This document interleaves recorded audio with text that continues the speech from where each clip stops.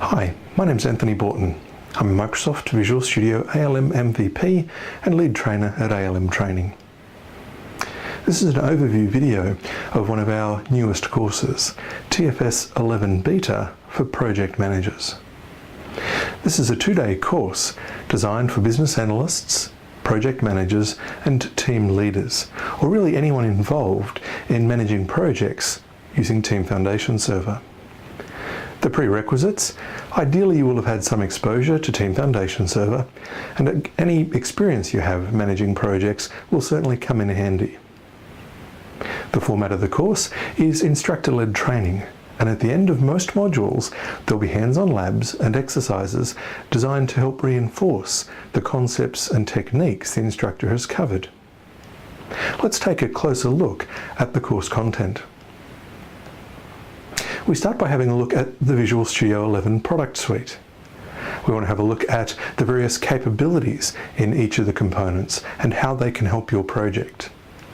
We want to have a look at the project workflow across the Visual Studio 11 product suite. We'll move into initiating a new project, how we can organize our projects in TFS. We'll look at team projects and team project collections. We'll have a look at process templates. We'll examine the 3 out-of-the-box process templates that are available in the Visual Studio 11 Beta. We'll go through and set some team project properties, and then move into a module on gathering requirements. We'll provide an overview of work items in Team Foundation Server and see how we can enter requirements into TFS. We'll then look at providing traceability by linking those work items, something that is very, very important when you're managing projects. Our next module covers one of the brand new features in the Visual Studio 11 release. That is using storyboards. We'll provide an overview of the storyboarding capabilities. We'll go through creating a storyboard to illustrate a requirement or an experience. And then you'll see how you can link those storyboards back to work items, again to provide that much needed traceability. The next module is getting our product backlog started. We'll go and create our product backlog items, look at prioritizing the product backlog using some great new drag and drop capabilities that weren't in previous releases. We'll have a look at how we can go about estimating items on the product backlog and look at some techniques that will perhaps improve how your estimates are done. We'll then look at grooming the product backlog, find out what your role or responsibility will be while the core team is working their way through the sprint backlog. The next module is planning and running a sprint.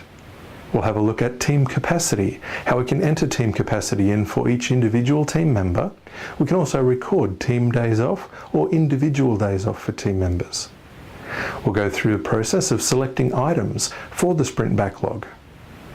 You'll learn how we can then do forecasting, and based on our team capacity and more importantly our velocity, you'll see ways to try and help you determine when particular items on the product backlog will enter the sprint backlog and hopefully be done.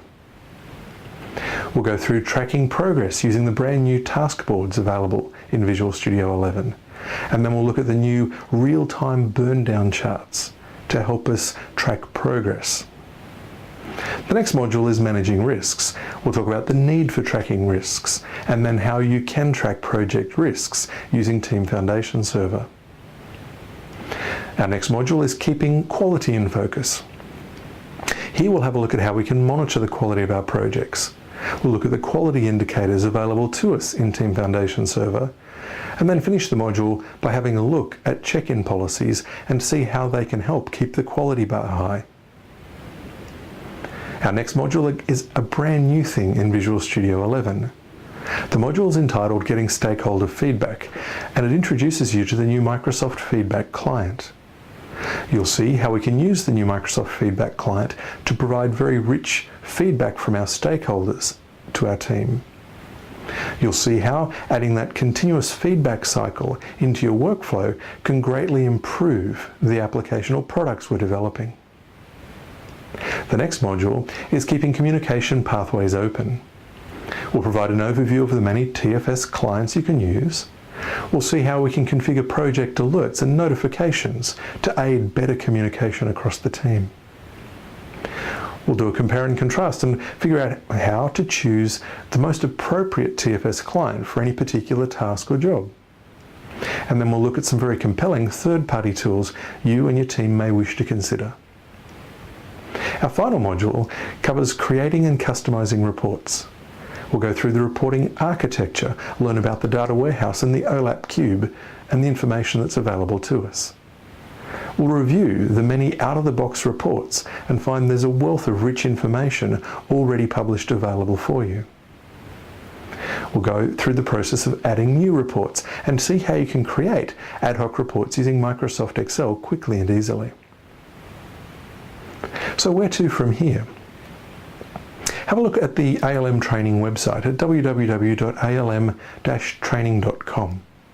You'll find a full course outline for this course and all of our courses. You'll see a worldwide schedule showing when and where these courses are delivered and available to you. In the US and across Europe, these courses are delivered through our partner QuickLearn. On the website, you can also request on-site training, where we can come into your organisation or on-site for you and deliver this training. And then finally, while you're on the website, take a couple of minutes to have a look at some of the other courses available that can help your team work better. Thank you.